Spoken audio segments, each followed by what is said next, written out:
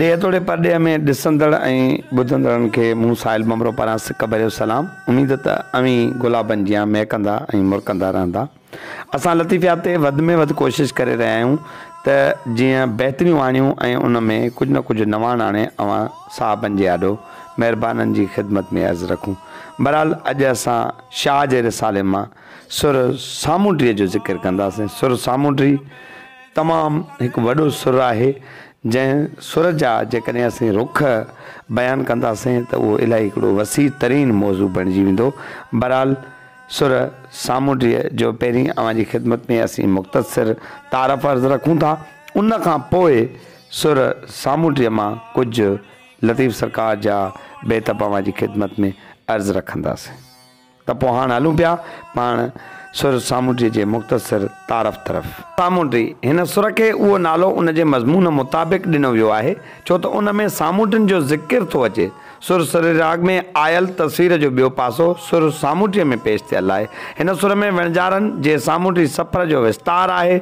सामूंडी करफल फोटा ऐं पराचा यानी क़ीमती कपिड़ा खणी लिंका ऐं अधनि जहिड़नि ॾेसावरनि ॾांहुं वेंदा हुआ ऐं उतां मोट में क़ीमती वखर जहिड़ो कि माणिक मोती ऐं सोन आणींदा हुआ।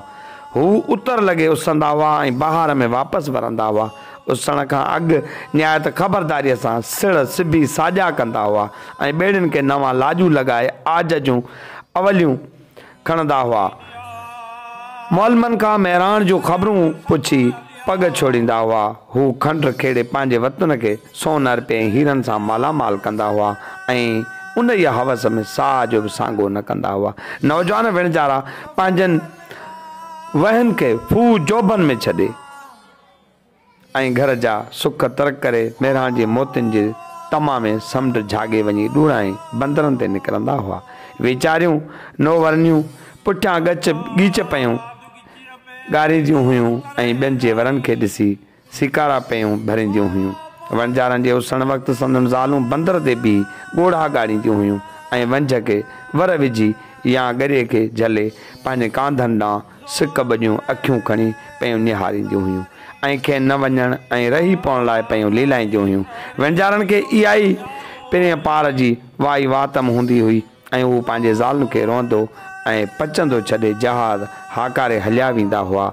संदुनि सिक ऐं सार में वणजारियूं वणनि टिणनि में वांटूं पयूं ॿधंदियूं हुयूं ऐं ॾिया मोहे समुंड खे मुश्क ऐं अतर जा अखा पियूं ॾींदियूं हुयूं। हू सहसे सुखाऊं पयूं कंदियूं हुयूं ऐं पंहिंजनि वरनि लाइ साईं दर दुआऊं पयूं पिनंदियूं हुयूं। मुंडनि साईं वाओ सणाओ वराई सुखाउनि सां गॾु परॾेनि जूं पुछायूं पयूं कंदियूं हुयूं। हर का वणजारी बंदर ते जाटूं पई ॾींदी हुई ऐं हर का ईंदड़ जहाज़ खे परियां ॾिसी ईअं पई चवंदी हुई मां मुंहिंजो हू जानी हिन जहाज़ में ऐं हर वणजारी दिलि जो दिलि में पई रोई चवंदी हुई त वणजारे कांध खां जेकर वेठी घारियां हा त अहिड़ो ॾिज न ॾिसां ढोलियो अचे त साणुसि जहिड़ियां ऐं पोइ घर लॻी ॻाल्हियूं करियां। नेठि कांव लवंदो हो ऐं धाड़े चा ससी सिंगार करे अची जहाज़ मां लहंदा हुआ पर वरी बि लाहींदा ई कनि ॻाल्हियुनि हलण संदियूं। रते जी सावक में सरनि जी बि हिकिड़ी पंहिंजी अहमियत ऐं इफ़ादत रहे थी पर मौसम जे लिहाज़ सां उहे सर त कुझु वक़्तु अॻु में निसिरी चुका आहिनि पर जंहिं बि हालत में आहिनि हिन लतीफ़ जे बैत जो पेरो खणंदे अचो त उन तरफ़ हलूं था त लतीफ़ सरनि सां मुखातिब थी करे बि उन सामूंडनि जो कीअं ज़िक्र कयो आहे।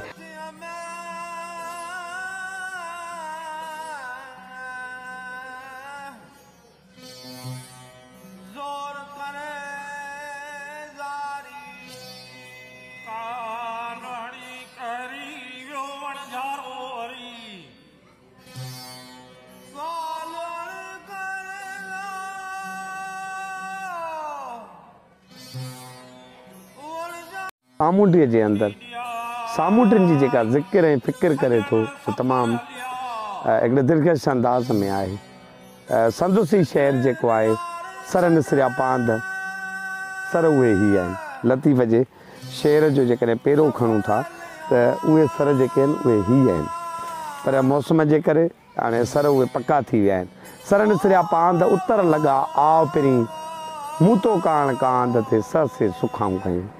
त पोइ अॼोको प्रोग्राम एतिरो ई। वरी मिलंदासीं कंहिं नए मौज़ूअ सां गॾु। तेसीं ॾींदा इजाज़त। सिंध सलामत, साथ सलामत।